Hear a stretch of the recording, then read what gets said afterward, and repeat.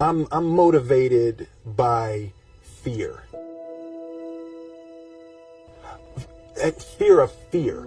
I hate being scared to do something. It's very simple. This is what I believe, and I'm willing to die for it. Yeah. Period. You can't be scared to die for the truth. The truth is the only thing that's ever going to be constant. And you can't fear what might happen to you if you were to tell the truth. Because what happens to you if you don't tell the truth is worse than telling the truth will ever be. The first step before anybody else in the world believes it is you have to believe it. There's no reason to have a plan B because it distracts from plan A. And I think psychologically, the advantage that gives me over a lot of people that I have been in competition with in different situations is it's difficult to take the first step when you look how big the task is. The task is never huge to me. It's always one brick. I believe, and I learned very young, that you don't try to build a wall. You don't set out to build a wall. You don't say, I'm going to build the biggest, baddest, greatest wall that's ever been built. You don't start there. You say, I'm going to lay this brick as perfectly as a brick can be laid. There will not be one brick on the face of the earth that's going to be laid better than this brick that I'm going to lay in this next 10 minutes. Yeah. And you do that every single day. And soon you have a wall. And soon you have a wall.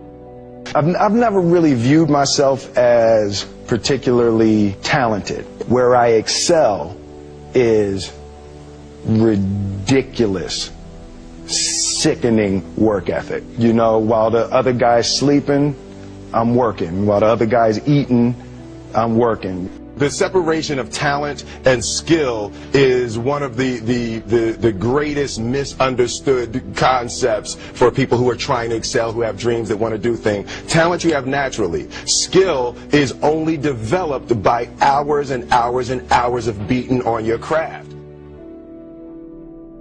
I always knew that I could work hard enough. There wasn't an issue with discipline, or there wasn't an issue with the ability to sacrifice or the willingness to sacrifice.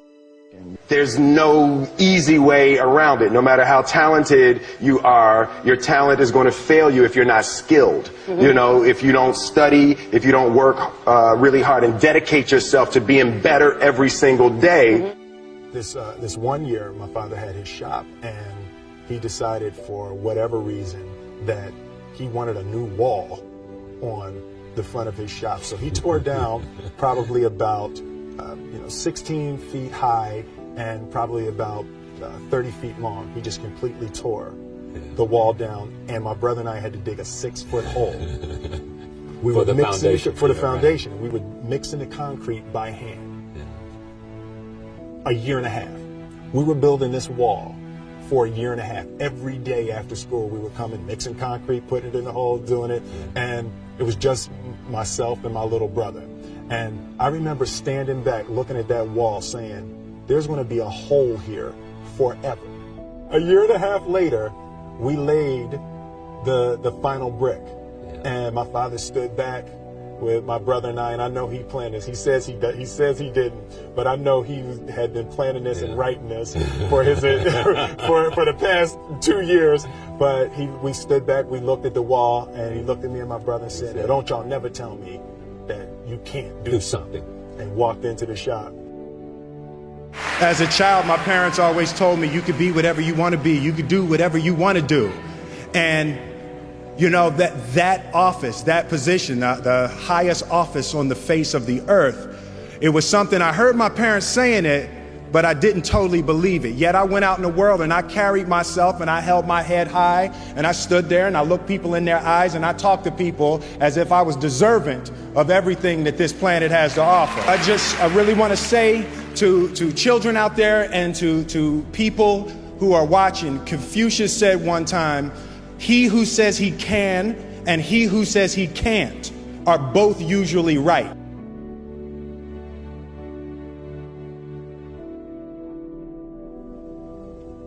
having the opportunity to study greatness.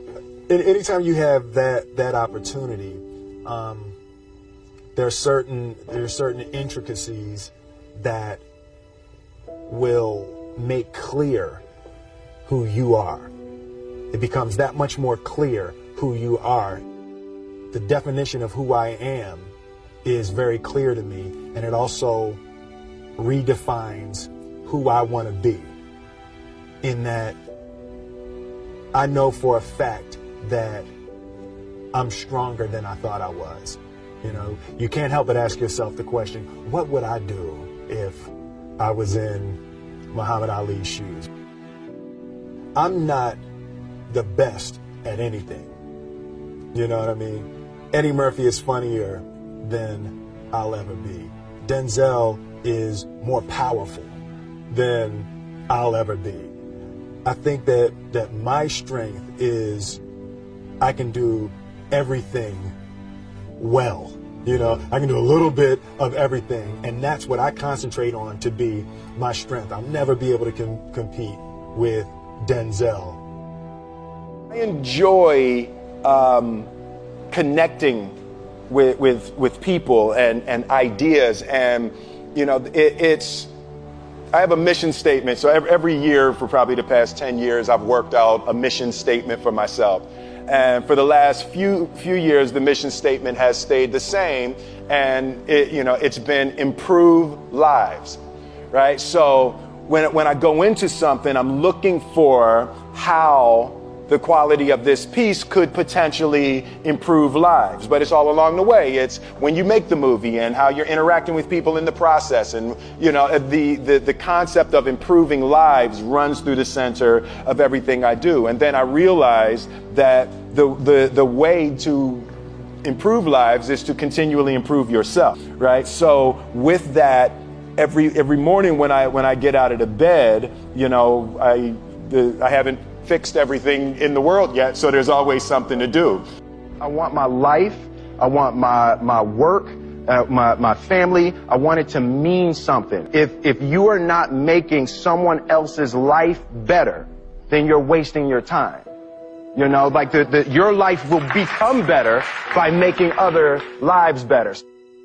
A few months ago, I said that I believe that if I chose to, I could be the president of the United States. And I think as I've had a chance to intellectualize why I said that. Yeah. And I think that there's a certain delusional quality that all successful people have to have. You have to believe that something different than what has happened for the last 50 million years of history. You have to believe that something different can happen. The one thing that I truly tried to communicate in the interpretation of Ali is the complex simplicity of greatness. And how greatness is not this wonderful, esoteric, elusive, God-like feature that only the special among us will ever taste. It's something that truly exists in all of us. Loss is bound to joy. Like pain and suffering are bound to joy. The being able to survive something is actually a big part of being able to find that next wave of joy. You appreciate smaller things. I hated being scared, that I didn't want to even take the meeting. I just hated that being scared to do something. And I think what developed in my early days was the attitude that I started attacking things that I was scared of.